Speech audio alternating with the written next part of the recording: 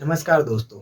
आज की इस वीडियो में हम डिस्कस करेंगे अभी रिसेंटली कंडक्ट हुई एसएससी सिलेक्शन पोस्ट 8 की जो आंसर की आई है उसके पेपर्स मतलब उसके ग्रेजुएशन लेवल के पेपर हम डिस्कस करेंगे। और इसमें ग्रेजुएशन लेवल में 3 शिफ्ट हुई थी और इनमें टोटल 75 क्वेश्चंस आए थे मैथ के। तो हम टोटल 75 क्वेश्चंस डिस्कस नहीं करेंगे, हम यहाँ पे वही क्वेश्चन डिस्कस करेंगे जो या तो कैलकुलेशन आई है उनमें, या फिर थोड़े नए आए हैं, या फिर कुछ भी जो आपको नया सीखने का जिन भी क्वेश्चंस में है मुझे लगा, वो सब हम यहाँ पे डिस्कस करेंगे। तो सबसे पहले स्क्रीन पे जो आपको क्वेश्चन दिख रहा है आप उसको ट्राई कीजिए। देखिए डीआई का क्वेश्चन है और अगर आप इसको पूरा सोल्व करोगे ना कंप्लीटली तो बहुत ज़्यादा टाइम टेकिंग होगा। अब हम इसको जो सोल्व करेंगे एक बेस्ट अप्रोच से करेंगे कि हम इसको एग्जाम में कैसे सोल्व करें। और देखो इसमें जो भी ऑप्शंस आपको दिख रहे हैं वो सारे वही ऑप्शन है जो एग्जाम में दिए गए हैं। आपको दे रखा है कि कुल मात्रा कितनी है 1200 ग्राम, कुल मात्रा 1200 ग्राम है। अब एक बात बताइए, और इसने सबकी प्राइस दे रखी है कि अमरूद की कीमत ये है, आम की कीमत दे रखी है, सेब की कीमत दे रखी है, मतलब सबकी प्राइस दे रखी है और सभी फलों की कुल कीमत पूछी है। एक बात बताऊं, अगर मैं बोलूं 1200, मेरे पास 1200 ग्राम टोटल है, सॉरी 1200 केजी, हाँ 1200 केजी मेरे पास टोटल है। इसका 8% अमरूद है तो इसका 8% अमरूद निकालने के लिए मैं ऐसे ही करूंगा। फिर सेम अगर मैं करूंगा तो 1200 का अगर मुझे निकालने होंगे मैंगो आम तो इसका कितना करूंगा 18%। फिर और भी कुछ निकालने होंगे तो मैं ऐसे ही करूंगा। अब देखिए इसमें ये तो मेरे पास आ गए आम, ओ सॉरी जितने भी अमरूद हैं वो आ गए, ये मेरे पास आम आ गई। अगर मैं अमरूद की कीमत से इसको मल्टीपल कर दूं तो ये इसके पैसे आ जाएंगे। आम की कीमत ये है, इससे मैं आम की कीमत को मल्टीपल कर देता हूँ तो ये मेरे पास इसके पैसे आ जाएंगे। ऐसे ही हम और सभी फ्रूट्स जो दिए हुए हैं उनके लिए कैलकुलेशन कर सकते हैं। लेकिन आप मुझे एक बात बताइए, यहाँ से 100 सब में कॉमन है और ये 2 जीरो सब में कॉमन है तो ये तो कट जाएंगी। यहाँ से बाहर जो कॉमन आएगा मेरे पास वो 12 कॉमन आएगा, बाकी अंदर जो भी आएगा वो हमको पता नहीं है क्या आएगा। लेकिन हमको एक चीज पता है कि जो भी आंसर आएगा वो इस 12 का मल्टीपल आएगा। अब हम एक बार ऑप्शन से चेक करते हैं कि 12 का मल्टीपल क्या है। 12 का मल्टीपल का मतलब 4 और 3 का मल्टीपल होना चाहिए। और 4 की डिविजिबिलिटी क्या कहती है कि किसी भी संख्या के लास्ट 2 डिजिट 4 से डिविजिबल होने चाहिए। 3 की डिविजिबिलिटी तो आप सबको पता ही होगी कि सभी अंकों का योग 3 से डिविजिबल होना चाहिए। सॉरी, ये आपकी 12 की डिविजिबिलिटी यहाँ से निकल के आती है। तो देखो ऑप्शन चेक करते हैं। पहला ऑप्शन पे चलते हैं, ये आपको दे रखा है 27,990। आपको पता है 3 से डिविजिबल है क्योंकि 9 9 7 और 2 9, 3 से डिविजिबल है। लेकिन क्या ये 4 से डिविजिबल है इसके लास्ट 2 डिजिट? तो आपने बोला जी नहीं ये 4 से डिविजिबल नहीं है, तो आपका पहला ऑप्शन कैंसिल आउट हो गया। सेम दूसरे ऑप्शन में चलते हैं तो देखो 9, दूसरा ऑप्शन आपका 28992, 9 9 8 और 2 10 और 2 12। ठीक है, मतलब ये देखो आपका कि 12 3 से तो डिविजिबल है ही, फिर लास्ट के 2 डिजिट अगर मैं लू 92 तो ये क्या 4 से डिविजिबल है क्या? तो आपने बोला जी बिल्कुल ये 4 से डिविजिबल है। 4 दूना 8 और 4 तिया 12, 23 चौक 92 होता है। मतलब आपका जो दूसरा ऑप्शन है वो 4 से भी मल्टी डिविजिबल है और 3 से भी डिविजिबल है, मतलब ये 12 का एक गुणज है। आप ये कह सकते हो, मतलब 28,992 12 का मल्टीपल है। तो ये आपका आंसर हो सकता है, इसकी पॉसिबिलिटीज हैं। लेकिन अभी हमें और ऑप्शंस चेक करने हैं। अगर और ऑप्शन में कोई भी ऑप्शन 12 का मल्टीपल नहीं मिला तो हमारा 100% ऑप्शन यही होगा। अब देखो आगे है 28,990, ये आपका 9 का डिविजिबल, 9 सॉरी 3 से डिविजिबल नहीं है 18,990। सॉरी, देखिए 9 9 8 और 2 10, मतलब ये 3 से डिविजिबल नहीं है, ये आपका ऑप्शन कैंसिल आउट हो गया। लास्ट ऑप्शन है आपका 28,880।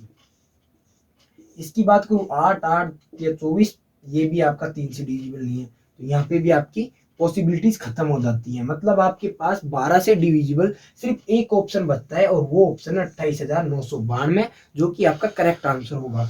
तो इस तरीके की क्रिटिकल थिंकिंग आपके माइंड में आनी चाहिए जब आप पेपर को सोल्व कर रहे हो। तो ये चीज जरूरी है आपकी। अगर ये चीज आपके माइंड में क्लिक नहीं कर रही है तो अभी से जब आप प्रैक्टिस कर रहे हो तो इन चीजों को यूज में लेना सीखो कि मैं इसको और फास्टली कैसे कैलकुलेट कर सकता हूँ। और देखो, मैं अभी जो पेपर सोल्व कर रहा था तो मैंने इसमें सीधा ऐसे किया, ऐसे नहीं कि पहले मैंने सोचा है, मैंने सीधा पहले यही चेक किया कि 12 सब में कॉमन आ रहा है तो देखो कि कौन सा 12 का मल्टीपल है।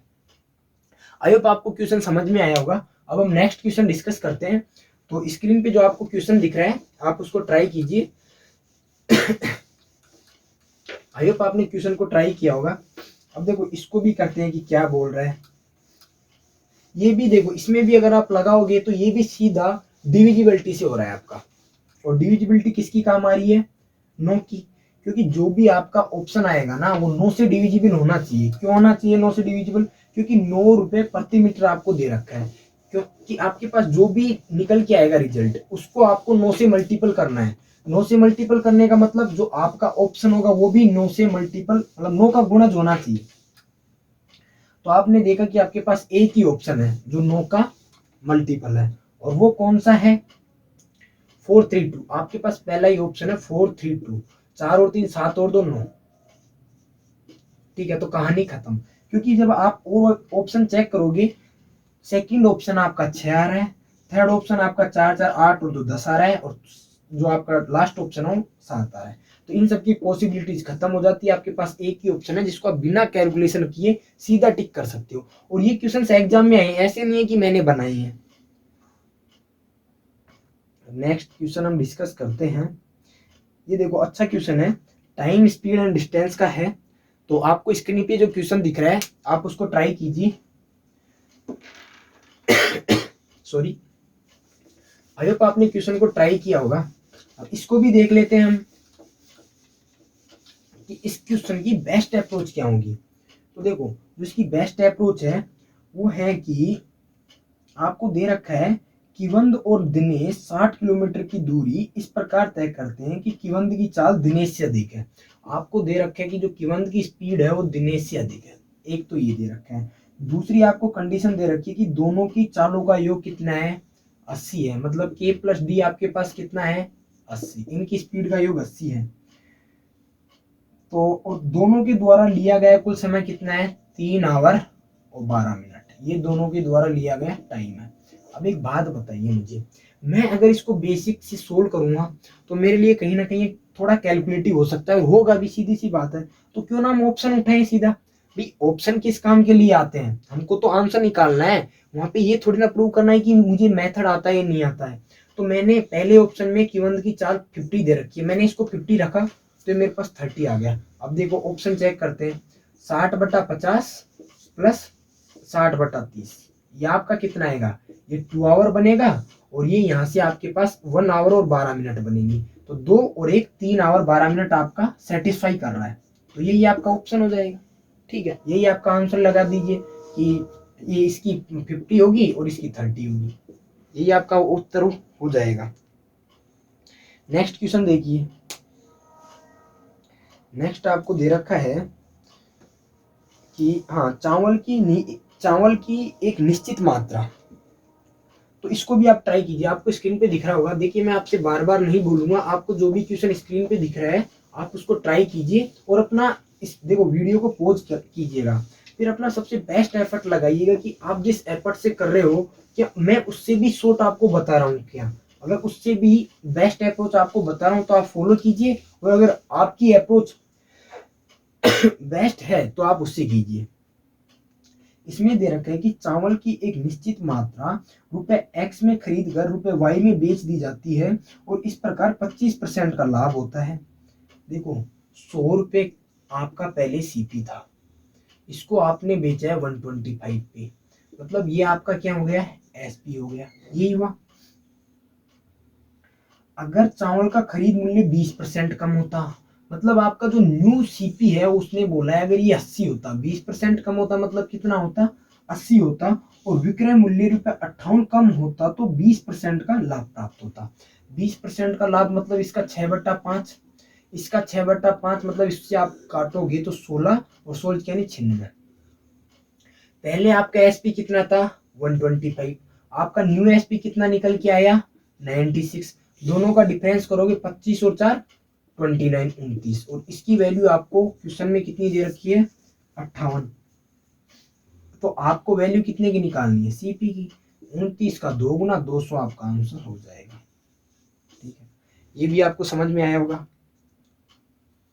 अब नेक्स्ट क्वेश्चन जो आपको स्क्रीन पे दिख रहा है वो मुझे अब तक का मतलब इस बार 2019 में जितनी भी एग्जाम कंडक्ट हुई है उनमें सबसे बेस्ट क्वेश्चन लगा। एसएससी ने जितनी भी अब तक के एग्जाम लिए हैं 2019 में कंडक्ट करवाई हैं, चाहे वो आपका सीजीएल प्री हो, सीजीएल मेंस हो, कोई सा भी हो, सीएचएसएल हो, उनमें सबसे बेस्ट क्वेश्चन लगा है मुझे। मतलब अच्छे क्वेश्चनों में से एक अच्छा क्वेश्चन मान सकता हूँ मैं इसको, क्योंकि जनरली कम्पिटिटिव एग्जाम्स में और खास करके सीजीएल में, एसएससी में ऐसे क्वेश्चंस बहुत कम देखने को मिलते हैं। सीडीएस कैट वगैरह में तो आते हैं लेकिन यहाँ पे बहुत कम देखने को मिलते हैं। ये क्वेश्चन आपका दे रखा है कि tan 3x plus coat 2 pi plus pi by 3 बराबर 0। ये आपका tan 3x plus coat 2x plus pi by 3 बराबर 0। और आप अपने को यहाँ से एक तरीके से x की वैल्यू फाइंड आउट करनी है कि x कहाँ से कहाँ तक बिलोंग करेगा, मतलब इसकी रेंज ज्ञात करनी है। एक बात बताइए, ये tan 3x है आपका, और इसको मैं क्या लिख सकता हूँ tan 3x बराबर minus cot 2x plus pi by 3, ये लिख सकता हूँ। अब मैं इसको और क्या लिख सकता हूँ, तो आपने बोला कि आप इसको और ऐसे लिख सकते हो tan 3x बराबर माइनस tan, ये माइनस भी हटा दूं, tan pi by 2 plus 2x plus pi by 3। देखिए मैंने कैसे किया, मैंने आपसे बोला कि आपका tan 3x बराबर minus cot 2x plus pi by 3 है। आपको पता है tan 90 प्लस थीटा, ये थीटा है, tan 90 प्लस थीटा बराबर क्या होता है माइनस कोट थीटा। क्यों? क्योंकि 90 प्लस थीटा सेकेंड क्वाड्रिलेटरल में आता है, और जो द्वितीय चतुर्थांश होता है आपका, अगर आपको पता हो ASTC, तो सेकंड जो आपका क्वाड्रिलेटर होता है, द्वितीय चतुर्थांश होता है, उसमें tan क्या होता है नेगेटिव। तो आपको पता है ये किस में चेंज हो जाएगा माइनस कोट में, tan pi by 2 plus theta cot theta, और जो इसमें दूसरे चतुर्थांश में आने के कारण यहाँ पे नेगेटिव साइन आ जाएगा, तो ये दोनों चीजें इक्वल हो जाएंगी। अब यहाँ पे जो मेन चीज है वो ये है कि इसका एक जनरल सॉल्यूशन होता है। इसका क्या, सभी के जनरल सॉल्यूशंस होते हैं, और ये बेसिकली 10th स्टैंडर्ड तक नहीं आते हैं, ये आपके 11 से स्टार्ट होते हैं। और वहां पे एनसीईआरटी की बुक या कोई भी अच्छी बुक रेफर करोगे, जनरल जो सॉल्यूशन होते हैं वो क्या होते हैं, जनरल सॉल्यूशन जब आपका साइन एक्स बराबर साइन वाई होता है, तो इसका जो जनरल सॉल्यूशन होता है वो होता है एक्स बराबर एन पाई प्लस माइनस 1 की पावर n इंटू वाई, और यहाँ पे n बिलोंग्स टू z मतलब इंटीजर। ये इसके लिए होता है साइन के लिए। अगर मैं बात करूं कोस की, तो आपका होता है कोस x बराबर जब कोस y होता है, तो यहां से आपका x बराबर निकल के आता है 2n pi plus minus Y, और यहाँ पे भी यही n बिलोंग्स टू z, मतलब ये इंटीजर होते हैं। और जो अपना काम की चीज है वो है कि जब tan x बराबर tan y होता है, तो यहाँ पे आपके लिए जो चीज निकल के आती है वो है x बराबर n पाई प्लस वाई, और n बिलोंग्स टू z। ये आपको 11th की एनसीईआरटी की बुक में मिल जाएंगे। उसके अलावा अगर आप और भी कोई बुक, कोई से भी अच्छी बुक रेफर करोगे तो ये सब डिटेल में मिल जाएंगे आपको, तो आप वहां से भी देख सकते हो। और अगर मुझे लगा तो मैं किसी दिन इस पे वीडियो भी बनाऊंगा। ठीक है, हमारे काम की चीज यहाँ पे ये है, तो हम इसको डिस्कस करते हैं। अपने को दिया हुआ है कि tan 3x बराबर tan pi by 2 plus n pi plus pi by 3, ये अपने को दिया हुआ है। अब हम यहां से डिस्कस करते हैं इसको, यहां से डिस्कस करते हैं। अभी अपन ने जो जनरल सॉल्यूशन पढ़े थे उनमें हमको पता है कि 3x बराबर n पाई प्लस वाई, और यहाँ पे y की वैल्यू क्या है, ये y की value pi by 2 plus 2x plus pi by 3। यहाँ से देखो ये 3x है, ये 2x उधर जाएगा तो यहाँ पे क्या बचेगा x, x बराबर n पाई प्लस इनको जोड़ेंगे तो ये आपके आएगा 5 पाई/6 और n बिलोंग्स टू z। ये इसका सॉल्यूशन निकल के आएगा। आई होप आपको क्वेश्चन समझ में आया होगा। अगर आपको लगता है कि आपको समझ में नहीं आया है तो आप एक बार फिर से वीडियो को बैक कीजिए और आराम से देखिए। अब हम नेक्स्ट क्वेश्चन डिस्कस करते हैं। तो जो क्वेश्चन आपको स्क्रीन पे दिख रहा है आप उसको ट्राई कीजिए। आई होप आपने क्वेश्चन को ट्राई किया होगा। देखिए अगर आपको लगता है कि आपका टाइम ज़्यादा वेस्ट हो रहा है पढ़ने में, मतलब वीडियो देखने में, तो आप इसकी स्पीड बढ़ा के भी देख सकते हो। इस पेपर के जो पहला पेपर था उसके 1-2 क्वेश्चन और बचे हैं, बाकी लगभग सारे हो गए हैं, क्योंकि हम वही क्वेश्चन डिस्कस कर रहे हैं जो अच्छे हैं या फिर जिनको हम बेस्ट अप्रोच से सोल्व कर सकते हैं। बाकी इसमें ऐसे क्वेश्चन आए नहीं थे जो आपको परेशान करें, ज्यादा लेवल था नहीं। देखो एक क्वेश्चन है x³ + y³ बराबर 175, x³ + y³ बराबर 175 ये आपको दे रखा है। और एक और चीज आपको दे रखी है वो है x + y बराबर 7। ये दोनों आपको दे रखे हैं और आपसे पूछा है x⁴ + y⁴। अब देखो यहाँ से आप 2 इक्वेशन दे रखे हैं तो किसी को अपनी मर्जी से कुछ पुट नहीं कर सकते। ये आपके पास एक जो संभावना थी वो भी खत्म हो गई। अब हमको ज्ञात करना है ये, तो इसको ज्ञात करने के लिए जब तक हम वैल्यू दिमाग में सोचेंगे हम उससे भी फास्ट इसको कैलकुलेट कर सकते हैं। वो कैसे कैलकुलेट करेंगे? हमको पता है x³ + y³ क्या होता है, तो आप बोलोगे जी ये होता है x + y³ minus 3xy x + y, ये होता है। और इसकी वैल्यू आपके बराबर है 175 की। नाउ हम कैलकुलेट करते हैं x + y की वैल्यू यहाँ पे पुट करते हैं। 7 का क्यूब कितना होता है आपका 343 माइनस 3 इंटू 7 इंटू एक्स। देखो अगर आपको पता हो तो ये 175 है, ये 7 या 21 है, ये इधर आएगा 343 में से 175 जाएगा तो कितना बचेगा 143 और 25 कितना होता है, तो आपने बोला जी 143 और 25 40 और 20 60 5 65 68 168 बराबर 21 XY बचेगा। यहाँ से XY की जो वैल्यू निकल के आएगी वो निकल के आएगी 168/21 बराबर 8। तो देखो हमको क्या क्या चाहिए था और हमने क्या क्या फाइंड आउट किया है। हमको XY चाहिए था वो निकाल लिया। x⁴ + y⁴ को हम क्या लिख सकते हैं वो देखिए। सबसे पहले इस चीज को हम लिख सकते हैं x² + y² का whole square minus 2x² y², ये लिख सकते हैं। फिर से हम अगर इसको लिखें तो इसको क्या लिखेंगे, तो आपने बोला जी इसको हम लिख सकते हैं x + y का होल स्क्वायर माइनस 2xy और इसका भी होल स्क्वायर और ये minus 2x² y²।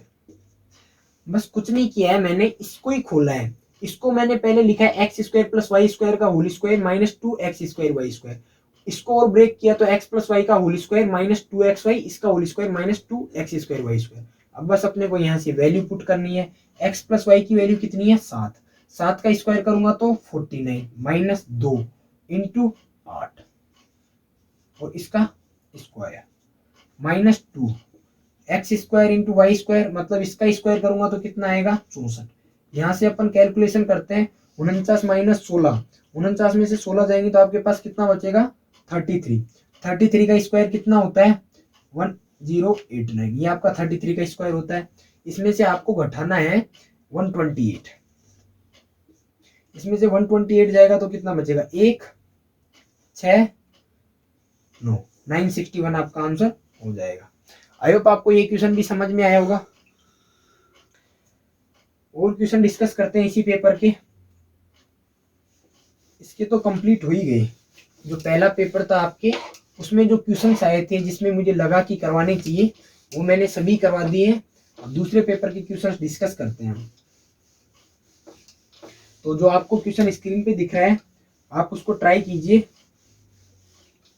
I hope आपने क्वेश्चन को ट्राई किया होगा। अब हम समझते हैं इसमें, देखो इसमें दे क्या रखा है, पहले वो चीज देखते हैं। आपको यहाँ पे दो संख्याओं के योग, अंतर और गुणनफल का रेशियो दे रखा है। अब मैं इसको क्यों करवा रहा हूँ, आपको लग रहा होगा कि ये तो इजी है, लेकिन इसमें जो बहुत से बच्चों को, जो न्यू बिगनर होते हैं, उनको प्रॉब्लम आती है कि रेशियो से हम वैल्यू कैसे फाइंड आउट करें। भाई किसी चीज की वैल्यू तो दे ही नहीं रखी, आपको सिर्फ रेशियो दे रखा है और रेशियो से आपसे वैल्यू पूछी है, तो ये कैसे संभव है। तो बाबू ये ऐसे संभव है, देखो आपको मान लो दो संख्याएं x प्लस वाई है, संख्याएं x और y है, तो उनका एडिशन तो x प्लस वाई है और उनका सब्सट्रैक्शन x माइनस वाई है और गुणनफल x y है। ठीक है, x प्लस वाई आपको दे रखा है 11, x माइनस वाई आपको दे रखा है 1 और x y आपको दे रखा है 120। तो आप एक बात बताइए, यहाँ से मैं ये दो इक्वेशन दे रखी है, तो यहाँ से या तो आप कॉम्पोनेंट और डिविडेंड लगा दो, मतलब योगांतर अनुपात नियम लगा दो, या फिर आप सीधे निकालना चाहो, अगर आपको पहले से पता है कि दो इक्वेशन दे रखी है, यहाँ से मुझे x फाइंड आउट करना है, तो क्या करूंगा, दोनों को जोड़ूंगा और 2 का भाग लगाऊंगा। 11 और 1 12, 12/2 6, ये x की वैल्यू निकल के आ गई। y की वैल्यू ज्ञात करूंगा, 11 माइनस 1 5 10 और 10 में 2 का भाग दूंगा 5। या फिर आप सीधे कर सकते हो, भाई दोनों का योग 11 है, मतलब 6 और 5 11, दोनों का डिफरेंस 1 है, 6 माइनस 5, ऐसे भी आप कर सकते हो रिटर्न ट्रायल से। अब देखो x की वैल्यू आ गई 5, ये x की वैल्यू 6 आ गई, y की वैल्यू 5 आ गई, हमको इन दोनों का मल्टीप्लीकेशन दे रखा है। अब देखो ये है क्या, यहाँ पे रेशियो है, रेशियो क्या कहता है कि इनका कुछ कोफिशिएंट होगा, वो मैंने ए मान लिया कि इसका भी कुछ कोफिशिएंट था, वो ए है, इसका कोफिशिएंट भी ए है और यहाँ पे भी ए हो गया। यहाँ पे जो निकल के आएगा तो ये 6a होगा और ये भी आपके पास 5a होगा। आपको दे रखा है दोनों का मल्टीप्लीकेशन एक्स वाई, मतलब 6a इंटू 5a, ये बराबर है आपका 120a। तो देखिए यहाँ से a से a कैंसिल आउट हो जाएगा, आपका 30a बचेगा, इसकी वैल्यू आपकी 120 है। मीन्स यहाँ से आपके पास a बराबर निकल के आएगा 4, a की वैल्यू कितनी आ गई 4। इसने पूछा है इन संख्याओं के वर्गों का योग कितना होगा, संख्याएं कितनी है 6a और 5a, इनका स्क्वायर आपको ज्ञात करना है, तो आपने बोला जी 36 प्लस 25 और ये a स्क्वायर, यही आएगा भाई 36 स्क्वायर प्लस 25 स्क्वायर। 36 और 25 आपका कितना होता है, तो आपने बोला जी 61 होता है।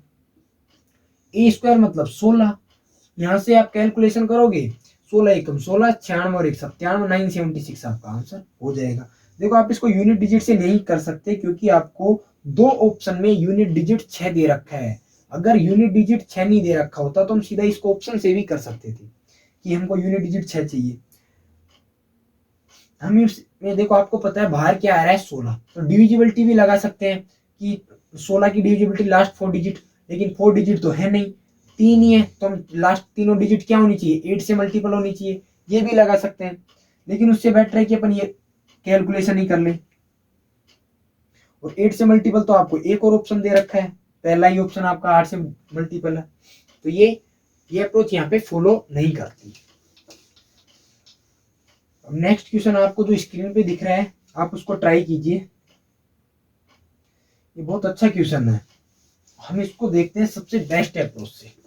पहले तो आप अपना बेस्ट एफर्ट दीजिए कि आप इसको, जिसे पता तो चले ना भैया आपको कितना आता है। देखिए मैं पहले बता दूं कि ये वीडियो उनके लिए नहीं है जिन्होंने अभी अभी मैथ्स स्टार्ट किया है पढ़ना, ये उनके लिए जो एक बार कहीं कोचिंग ले चुके हैं, जिनकी मैथ्स की थोड़ी सी अंडरस्टैंडिंग है, उनके लिए है।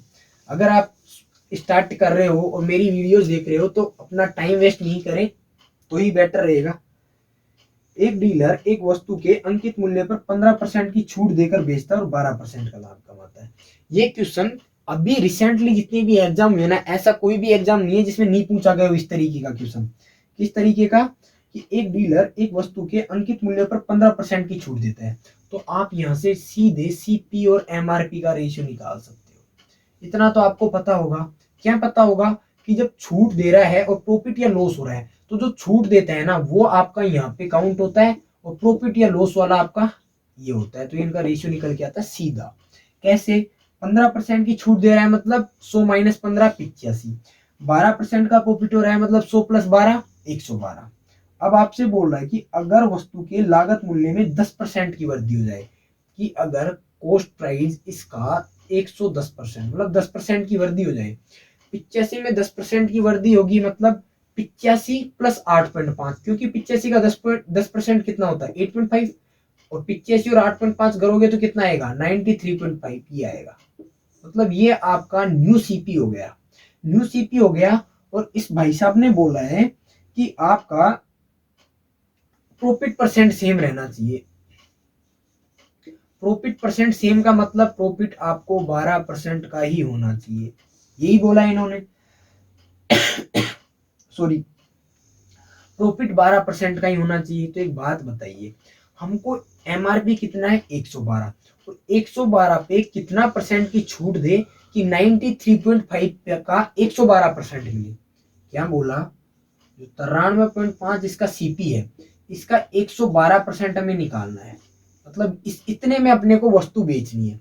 ये इसका एसपी है कुल मिला के, ये एसपी है। तो मैं बोलूं कि ये एसपी आपके एमआरपी का कितना परसेंट है, समझ रहे हो। मैंने क्या बोला कि ये आपका एसपी आया है, ये एसपी आपके एमआरपी का कितना परसेंट है। एमआरपी कितना है 112, और इसका कितना परसेंट है ये। तो आपने बोला जी इससे ये सीधा कट गया, और आपके पास 93.5 निकल के आया है। मतलब आपके एमआरपी का जो एसपी है वो 93.5% है। तो क्या आप मुझे बता सकते हो क्या छूट कितने परसेंट की हुई। आपने बोला जी बिल्कुल, ये 6.5% की यहाँ पे आपको छूट दे दी। भाई इतना आपका निकल के आया है क्या एमआरपी का ये परसेंट। तो आपने छूट कितने की दी, 100 में से जितना भी घट रहा है वो आपकी छूट हो गई। आई होप ये भी आपको समझ में आया होगा। अब हम नेक्स्ट क्वेश्चन डिस्कस करते हैं, जो आपको स्क्रीन पे दिख रहा है आप उसको ट्राई कीजिए।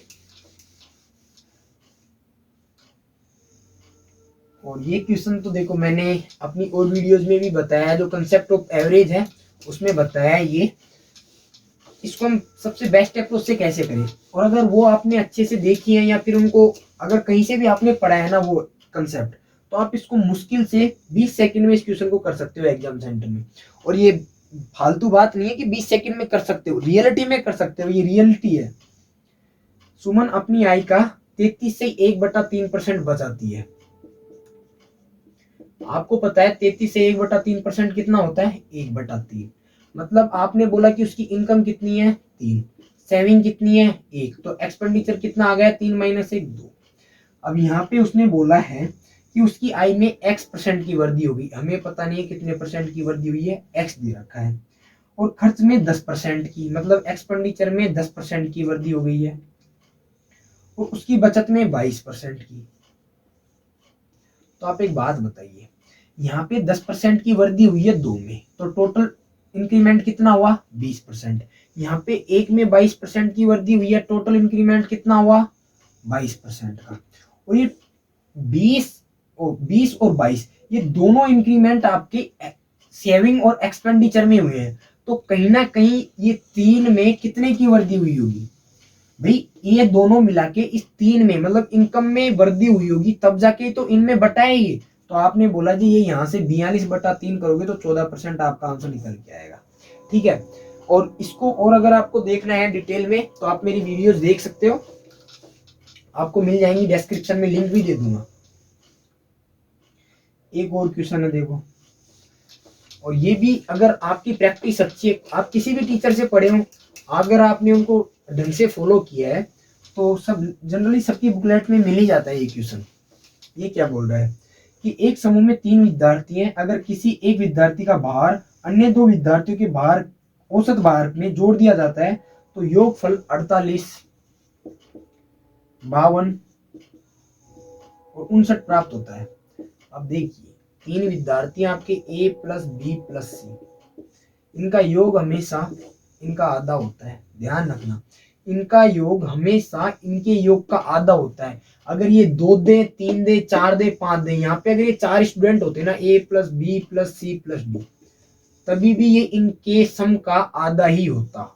ये ध्यान देने योग्य बात है। हमको ज्ञात करना है एवरेज, तो 3 से और भाग कर दीजिए। अगर आप इसको 6 का इसमें भाग लगाओगे तो ये आपका निकल के आएगा 26.5। बस इतनी सी बात समझानी थी कि A plus B plus C हमेशा इनके योग का आधा होता है, चाहिए कितनी भी संख्या हो, 2 3 4 कितनी भी क्यों ना हो, जब सेम कंडीशन हो कि किसी दो का औसत 12 अगर तीसरे में जोड़ दिया जाए तो ये आता है, तब उस कंडीशन में चाहिए 4 संख्याएं हो, 5 हो, कितनी भी हो, सबका एडिशन, इनका एडिशन इनके एडिशन का आधा होता है। आयो कि यह बात आपको समझ में आई होगी। अब हम जो क्वेश्चन डिस्कस करने जा रहे हैं वो क्वेश्चन है आपका एवरेज का ही है। एवरेज और एज, मिक्सचर, एलिगेशन, कुछ भी बोल दो, सारा इसमें मिला हुआ है। इस क्वेश्चन के लिए आप मेरी वीडियो देख सकते हो, मैंने स्पेशली इसी क्वेश्चन के लिए एक वीडियो बनाई है, 3 से 4 मिनट की है, आप उसको देख सकते हो। कंसेप्ट ऑफ एवरेज और नहीं क्या करके है, इंपॉर्टेंट क्वेश्चन ऑफ एवरेज करके है, आप उसको देख सकते हो। बाकी मैं एक बार यहाँ पे भी बता देता हूँ, देखो कैसे करोगे। पुरुषों और महिलाओं की औसत आयु कितनी है, 6 और 5 है, और ये आपको 42 दे रखा है। 60% मतलब ये 3:2 दे रखा है आपको, मेल और फीमेल का रेशियो। तो आपको पता है कितना है, 36 18 5 दूना 10, 18 और 10 कितना होता है आपका 28, 28 बराबर है 42 इंटू 3 प्लस 2 5 की। आपको वैल्यू किसकी याद करनी है, पुरुषों की, मतलब 6 की वैल्यू याद करनी है। आपको पता है ये 42 इंटू 5 बटा 28 इंटू 6। देखो आप इसको 7 से काटोगे, 7 चौक 28, 14 से ही काट दो, 14 28, 34 42, 2 से काटोगे 3 3 9 9 5 45, आपका 45 ईयर आंसर आ जाएगा। इसके लिए आप वो वीडियो और देख सकते हो अगर आप इसको डिटेल में देखना चाहते हो तो। एक बहुत अच्छा क्वेश्चन जो दिख रहा है आपको, उसको ट्राई कीजिए। देखो ये एमपीजी पे क्वेश्चन है, और एमपीजी से क्वेश्चन एसएससी में अब तो लगभग पूछे जा रहे हैं। सीजीएल प्री 2019 में भी पूछा गया था, और सीजीएल मैथ्स 2018 में भी आया था शायद, हाँ। और उसके अलावा सीजीएल प्री 2017 में भी एक क्वेश्चन एमपीजी पे देखने को मिला था। एमपीजी पे बहुत क्वेश्चन आते हैं एसएससी में, ये तो वो है जो मुझे याद है, इनके अलावा और भी क्वेश्चन होंगे जो आए हुए हैं। त्रिभुज एबीसी में डी एसी का मध्य बिंदु है। देखो इसको बहुत इत्मीनान से समझना, बहुत अच्छा क्वेश्चन है।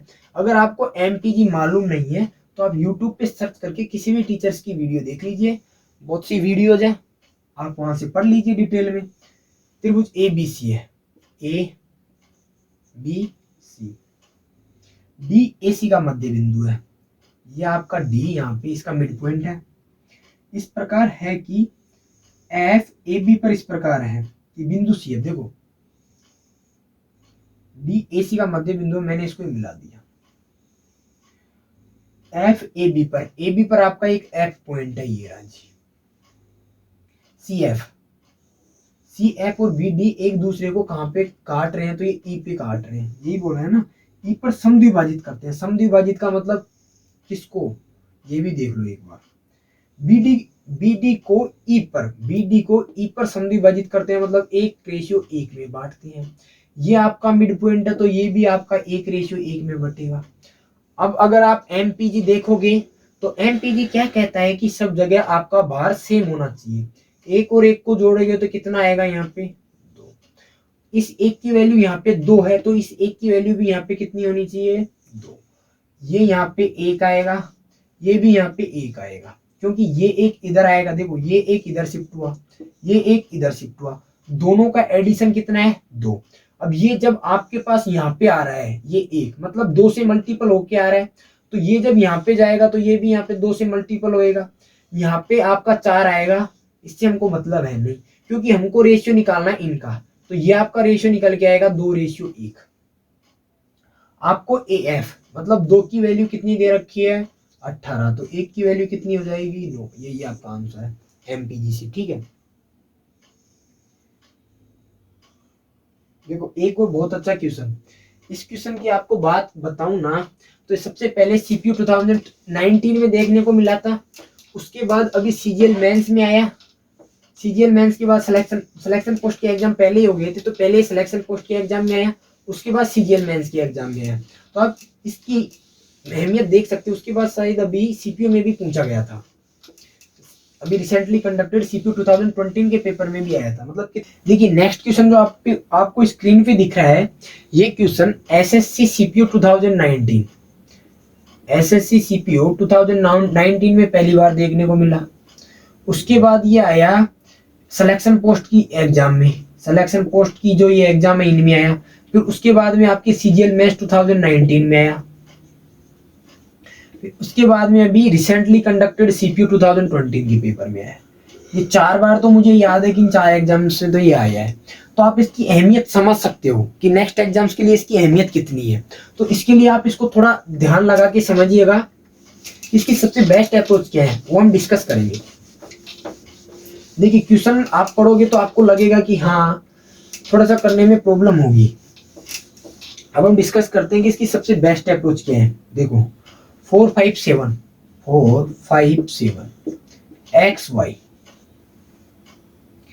एक्स वाई आपको दे रखा है, मतलब ये निकालना है अपने को। तो मैं मानूं कि 457 एक्स वाई की मैक्सिमम वैल्यू क्या हो सकती है, नो। यही हो सकती है 457 एक्स वाई की मैक्सिमम वैल्यू, नो। मैंने मान लिया ये नो। क्यों माना क्यों नहीं माना ये हम लास्ट में डिस्कस करेंगे। देखो इसमें अगर हम भाग दें किसका, 2 इंटू 3 इंटू 7 इंटू 11 का, ये कितना होता है आपका 7 या 21, 21 इंटू 11 मतलब 21 एकम 21, 2 21 दूना 21 एकम 21 और 2 23, 231 का इसमें भाग देते हैं। तो देखो 231 का 2 गुना कितना होता है 462, तो कम पड़ जाएगा ये, एक बार भाग जाएगा 231। आपके पास यहाँ से रिमाइंडर बचेगा 6 आपके पास रिमाइंडर बचेगा। यहाँ से 9 मेरे पास आएगा। अब अगर मैं इसका भाग देता हूँ ना तो ये देखो 10 बार नहीं जाएगा, 9 बार देखते हैं। 9 बार जाएगा तो क्या आएगा, 9 एकम 9, 9 30 27, 9 दूना 18 और 2 20। 9 बार भाग दिया तो आपके पास 2079 आया।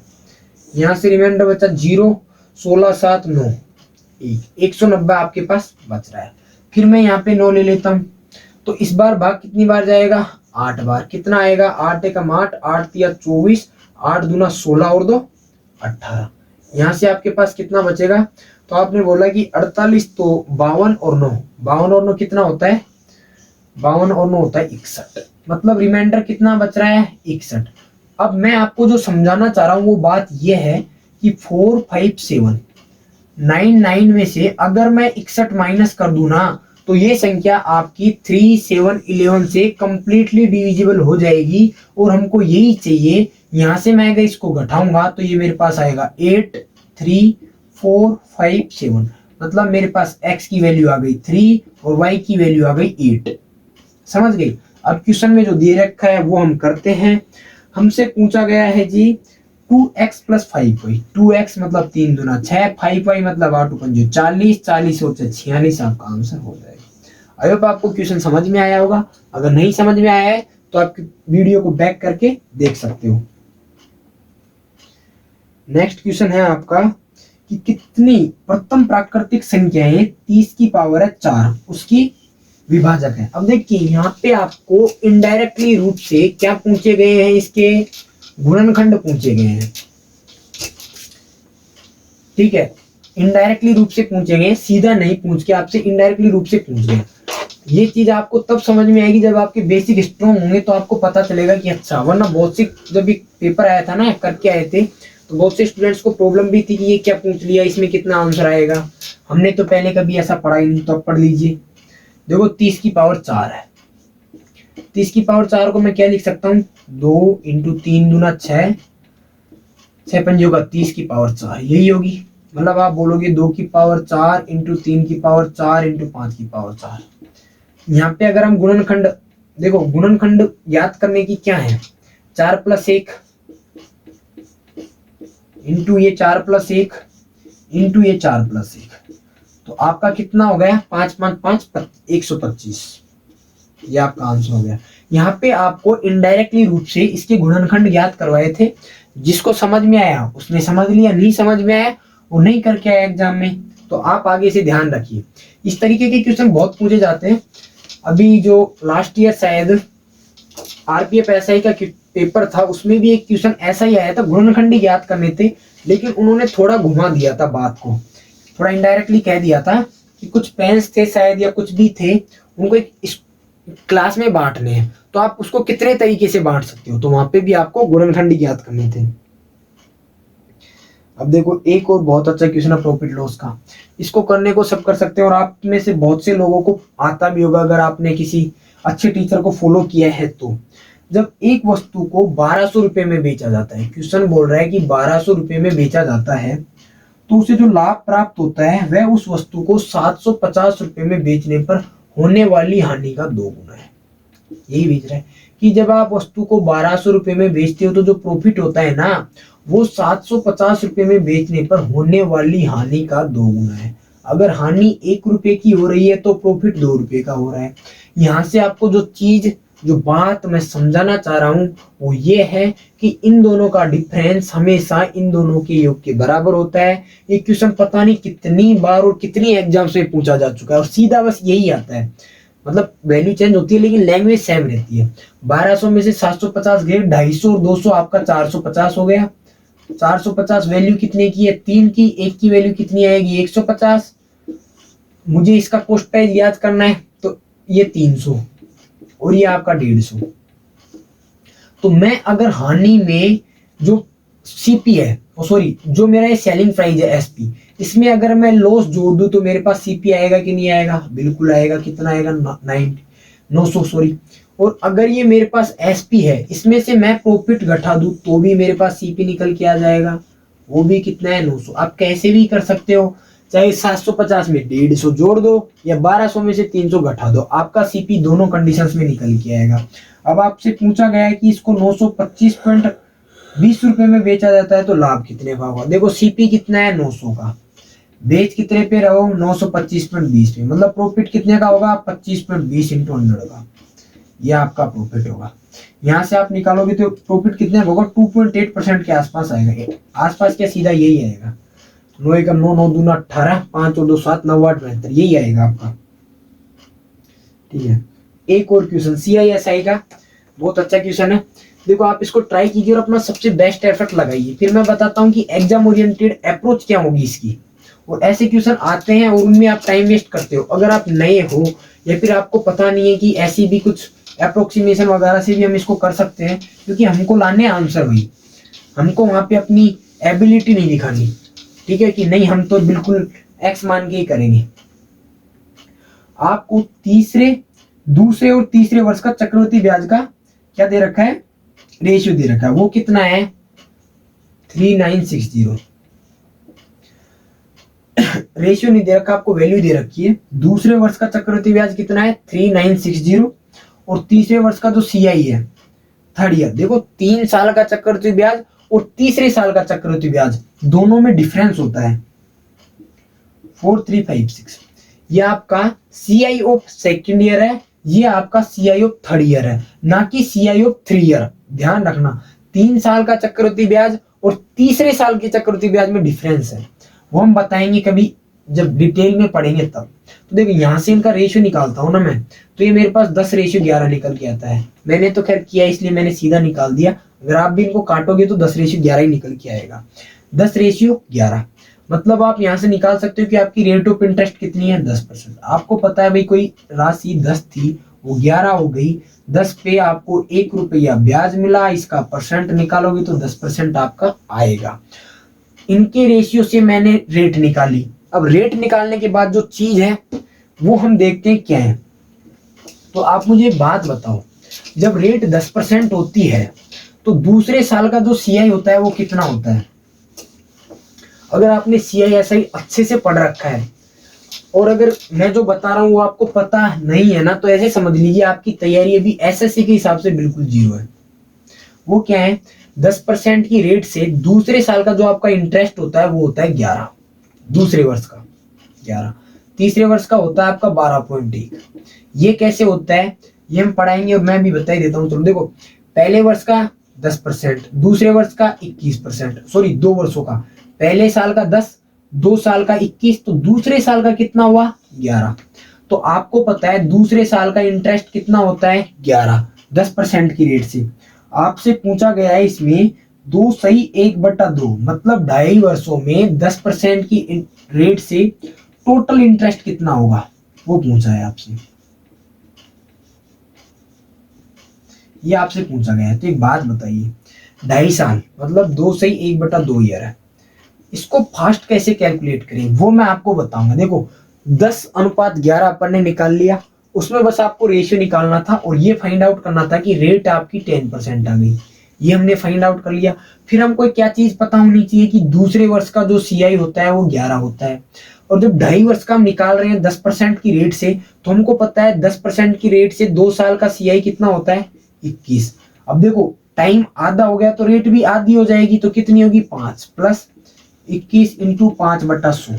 ये अप्रोच देखना आप, 21 और 5 26 और 21 पंजे 105, मतलब 26 और ये एक आपके पास लगभग 27% आएगा, 27.05 आएगा। लेकिन हम यहाँ पे 27% लेके चल रहे हैं।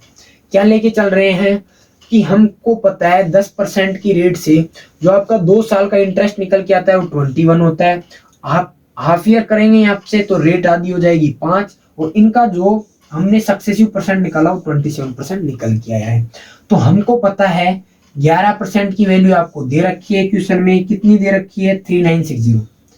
3960 11% की वैल्यू है, हमको वैल्यू 27 की फाइंड आउट करनी है। तो कितनी हो जाएगी 27, देखो 11 से काटते हैं कितना 127, सॉरी इसमें आपसे पूरी अमाउंट पूछा है, टोटल अमाउंट पूछा है। 11 33 300 सॉरी 360 इंटू 127, ये आप करोगे ना तो ये आपके पास 45,720 के आसपास आएगा। लेकिन हमको जो वैल्यू चाहिए, हमको पता है यहाँ पे 0.05 भी था, तो इससे जस्ट बड़ा, और इससे जस्ट बड़ा आपके पास ऑप्शन है 45,738, जो कि आपका राइट आंसर हो जाएगा। अगर आप इसको ऐसे नहीं करते हो और किसी दूसरी अप्रोच से करते हो तो मुझे लगता है कि वहां से आपको कुछ ज्यादा टाइम लगेगा। आप चाहे कोई सी भी अप्रोच फॉलो कर लेना, इसके अलावा इसमें सब में आपको ज्यादा टाइम लगेगा। और ये जो छोटी छोटी चीजें है ना, ये आपको याद होनी चाहिए कि सेकंड ईयर का सीआई कितना होगा, थर्ड ईयर का सीआई कितना होगा। और 10% तो एक ऐसी रेट है जो अगर आप कॉम्पिटिटिव एग्जाम्स की तैयारी कर रहे हो तो आपको कम से कम 4 ईयर तक तो इसकी पूरी रेट याद होनी चाहिए कि 4 वर्ष तक कंपाउंड रेट में, कंपाउंड इंटरेस्ट में इसके क्या क्या इंटरेस्ट बनता है, और उन सब का डिफरेंस भी पता होना चाहिए। और अगर आपने लॉजिकल वे से पढ़ा होगा तो डिफेंस और ये रेट तो यूं ही याद रह जाएगी, क्योंकि इसमें एक फिक्स सीरीज में चलता है। अब हम नेक्स्ट क्वेश्चन डिस्कस करते हैं। तो आपको स्क्रीन पे जो क्वेश्चन दिख रहा है आप उसको ट्राई कीजिए। आई होप आपने क्वेश्चन को ट्राई किया होगा। अब हमारा पेपर स्टार्ट होता है तीसरा। हम 2 पेपर कर चुके हैं, और 2 पेपर्स में जो भी क्वेश्चन आपको अच्छे लगे आप उसको नोटबुक में लिख सकते हैं अपनी पर्सनली। अगर नहीं लिखते हैं तो आपको ही लॉस होगा। देखिए आपका नेक्स्ट कुछ क्वेश्चन ऐसे हैं जो बहुत बार रिपीटेड है और मुझे लगता है कि शायद आपको आते होंगे, तो इसलिए मैं नहीं करवा रहा। एक क्वेश्चन आपको दिख रहा है स्क्रीन पे कि एक आयताकार बक्से की लंबाई चौड़ाई ऊंचाई का अनुपात दे रखा है आपको 3 2 4, 3:2:4, ये आपको रेशियो दे रखा है। मतलब जो भी आपको लास्ट में से पूछा क्या है कि उसका आयतन, आयतन क्या होता है, लंबाई इंटू चौड़ाई इंटू ऊंचाई, यही होता है क्या। आंसर आपका 3 का मल्टीपल होना चाहिए, एक ही ऑप्शन है 3 का मल्टीपल, कहानी खत्म। बस इतनी सी बात है, इसको बताने के लिए मैंने क्वेश्चन बताया, क्योंकि ये आपकी क्रिटिकल थिंकिंग है, इसको आपको डेवलप करना पड़ेगा अगर आपको अच्छा स्कोर करना है तो। देखो नेक्स्ट क्वेश्चन आपको दे रखा है a + b = 7/3 है। इसमें ये देखो अच्छा क्वेश्चन है। क्यों है अच्छा क्वेश्चन, क्योंकि यहाँ पे आपके थोड़ी सी कैलकुलेशन होगी, और उस कैलकुलेशन में अगर मैं जो बता रहा हूँ वो अगर आप करते हो तो कम हो जाएगी। कम तो क्या, थोड़ा फास्ट कैलकुलेट कर सकते हो आप। आपको a + b दे रखा है 7/3, a + b कितना दे रखा है 7/3, और a² + b² कितना दे रखा है, ये दे रखा है आपको 31/9। हमको फाइंड आउट करना है 27 a³ + b³, ये हमको फाइंड आउट करना है। तो आप मुझे एक बात बताइए, मुझे a + b दे रखा है, a² + b² दे रखा है, तो हम इतना जल्दी तो इसकी वैल्यू यहाँ से डिफाइन नहीं कर सकते। मतलब हम हिट एंड ट्रायल से यहाँ पे कुछ भी वैल्यू नहीं डाल के पुट कर सकते, मतलब हम निकाल नहीं सकते। तो हम क्या करेंगे, बेसिक अप्रोच फॉलो करेंगे। हमको पता है a² + b² क्या होता है, a + b का होल स्क्वायर माइनस 2ab। हमारे पास यहाँ से ab निकल के आएगा और हम उसको सीधा इसमें पुट कर देंगे, हमारा आंसर आ जाएगा a + b मतलब 49/9, यही है आपका। इसमें से ये इधर आके घट जाएगा 31/9, बराबर होगा आपका 2ab। 49 में से 31 गए तो आपका 18 बचेगा, मतलब ए बी बराबर आपका 9 आ जाएगा यहाँ से। अब ए बी 9 आ गया तो अभी हमने डिस्कस किया था कि हम ए क्यूब प्लस बी क्यूब को क्या लिख सकते हैं, तो आपने बोला था जी इसको हम लिखेंगे ए प्लस बी का whole cube minus 3 A plus B A B, ये लिखेंगे। और यहां से जब आप इसको सोल्व करोगे तो आपका आंसर, क्योंकि हमारे पास देखो ए प्लस बी भी है, ए बी भी है, दोनों चीज चाहिए थी, दोनों पास हमारे पास अवेलेबल है दोनों चीज, तो हम इसको आसानी से सोल्व कर सकते हैं। एक क्वेश्चन देखो आपको दे रखा है कि 4 क्रमिक सम संख्याएं हैं ए बी सी डी, उनका एवरेज हमको दे रखा है 33, बी और डी का गुणनफल पूछा है। इसको आपको देखो, ये फिर बात प्रैक्टिस की आती है कि आपकी प्रैक्टिस ये दिखाती है कि आपने कितना क्या पढ़ा है। आपको पता है क्रमिक संख्याएं हैं, मतलब सारे नंबर्स हैं वो किसमें है, सम संख्याएं हैं, सभी संख्याएं सम है, और एक भाई सम संख्याएं हैं और एक ही क्रम में है, मतलब कंटिन्यूअस है, जैसे 30 32 वैसे ऐसी इस तरीके से है संख्याएं। अब हमको इनका एवरेज दे रखा है 33, तो 33 हमको दे रखा है, इसका मतलब है कि जो आपकी बी और सी, मतलब दूसरी और जो तीसरी संख्याएं हैं ना, वो आपकी कंपलसरी है कि 32 और 34 होगी, क्योंकि इन्हीं का औसत 33 आता है। ये पता है कि नहीं है भाई? आप अगर एवरेज पढ़ोगे डिटेल में और जब ये क्रमिक संख्याओं वाला टॉपिक पढ़ोगे तो आपको पता चलेगा कि जो एवरेज निकल के आता है क्रमिक संख्याओं का, वो दो बीच की संख्याएं, जब आपकी संख्याएं सम है, सम का मतलब ये तो सम है ही, साथ में इनके नंबर्स भी सम है, मतलब 4 6 इस तरीके से संख्याएं हैं, 4 संख्याएं हैं या फिर 6 संख्याएं हैं, यहाँ पे आपको 4 संख्याएं दे रखी है, तो उनका एवरेज आपकी ये 2 संख्या होंगी, इनका योग का आधा होगा। और अगर 33 है तो संख्या आपके 32 और एक 34 होगी, दोनों का बीच वाली संख्या आपका एवरेज होती है। तो अब आप निकाल लो, अगर ये 32 है तो ये 30 हो जाएगी, ये 34 है तो ये 36 हो जाएगी। आपसे क्या पूछा है, बी और डी का मल्टीपल, इन दोनों का मल्टीपल पूछा है, वो आप ज्ञात कर लीजिए। अगर वैसे करोगे तो 9 और 4 का मल्टीपल ये है, मतलब आपका जो ऑप्शन होगा 9 का मल्टीपल आना चाहिए। तो 5 और 4 9, 5 और 4 9, 6 और 3 9, तो एक ही ऑप्शन है आपका 4, जो कि 9 का मल्टीपल है। वैसे भी कर सकते हो आप इसको, ठीक है। नेक्स्ट क्वेश्चन आपको स्क्रीन पे दिख रहा है, आप उसको ट्राई कीजिए। देखो ये डीआई का क्वेश्चन है, और ऐसे क्वेश्चन इस टाइम पे बहुत आ रहे हैं, और मैंने भी जितने भी पेपर सोल्व किए, चाहे वो सीएचएसएल के हों, चाहे सीपीओ के हों, चाहे सीजीएल मेंस के हों, सब में एक चीज कॉमन थी कि आपको पूरी कैलकुलेशन नहीं करनी है। अगर आपकी प्रैक्टिस अच्छी है, या फिर आप पेपर सोल्व करने का मतलब क्या है, आप प्रीवियस ईयर पेपर सोल्व करते हो, वहां से आपको क्वेश्चंस का अंदाजा लग जाता है, एग्जामिनर का आपको माइंडसेट पता होता है कि किस तरीके के क्वेश्चंस पुट करना है, आप पुट करेगा आपके सामने। देखो इसमें दे रखा है कि वर्ष 2000 में सभी शाखाओं से होने वाली पुस्तकों की कुल बिक्री वर्ष 2001 में सभी शाखाओं में होने वाली पुस्तकों की कुल बिक्री से रेशियो निकालना है। हमको रेशियो निकालना है, तो हम क्या करेंगे, ऑप्शन देखे हमने 37 55 48 55, ये इस तरीके से रेशियो है। तो हम सिर्फ 2000 में सभी पुस्तकों की जो बिक्री है वो देख लेते हैं कितनी है। तो देखो 2000 में आपकी 80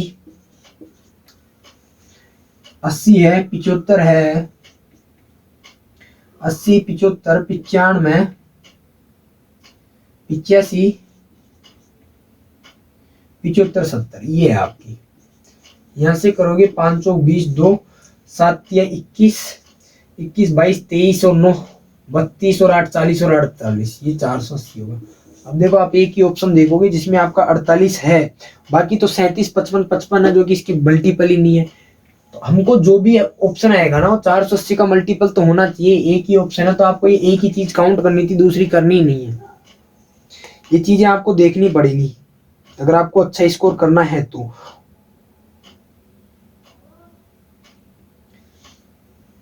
और देखो इसमें जितने भी क्वेश्चंस थे ना, उन सब में ये चीज लग रही है, ऐसे नहीं कि मतलब पर्सनली इसी क्वेश्चन में लग रही है।